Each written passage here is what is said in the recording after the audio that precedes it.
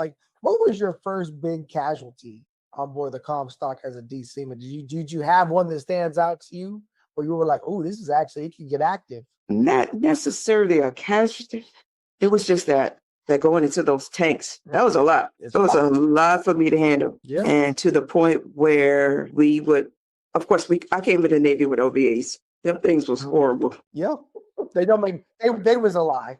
And just realizing spaces and going up under those AFFF tanks, that was a lot. I was like, I'm not claustrophobic, but what if I get stuck in? And who's going to come get me? And, that two-man rule works. Yeah. And that stuff, it was real. It is real. I have had the unfortunate privilege of extracting 3 people from a confined space extraction throughout my career. 3 actual casualties. They were broken, bleeding, hurting bad, and I had to extract them. My first one, he was in a shaft alley. This is 1998. We had no idea the rules. This kid was supposed to be climbing out of so they're in shaft alley on an LHA, right? And I know exactly what you're talking about. They're needle gunning, right? Mm-hmm. And so they closed the scuttle to stop the ventilation from blowing down because they didn't want all the dust blowing everywhere. I mean, when I got down there, you couldn't even see this kid's skin. He was covered in dirt so bad, right?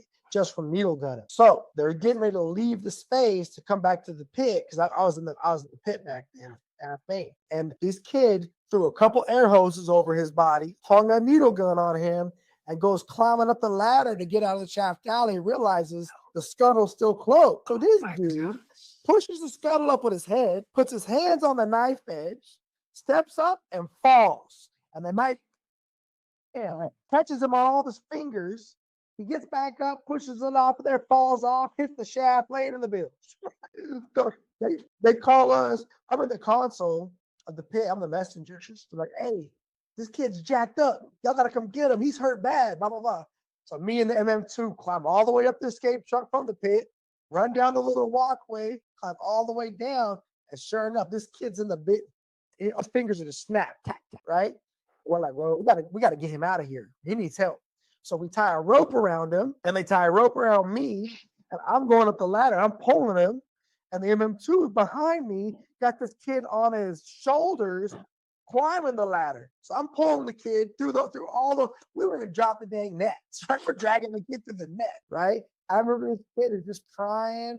I'm doing it. I'm like, yeah, man, you're doing good, bro. We're going to get you out of here, bro. And we're just ramming this kid up a damn escape truck. Now, years later, when I learned there's actually gear for this kind of stuff, and like, right? I remember I would teach, when I taught at SWAS at DK's, that was my last job for the rate. I taught at DK's in Norfolk, right?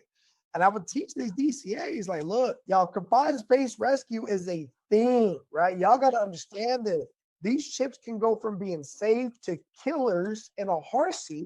And we have equipment, we have gear. And then if we don't have the equipment or the gear, you need to figure out how to safely make it work.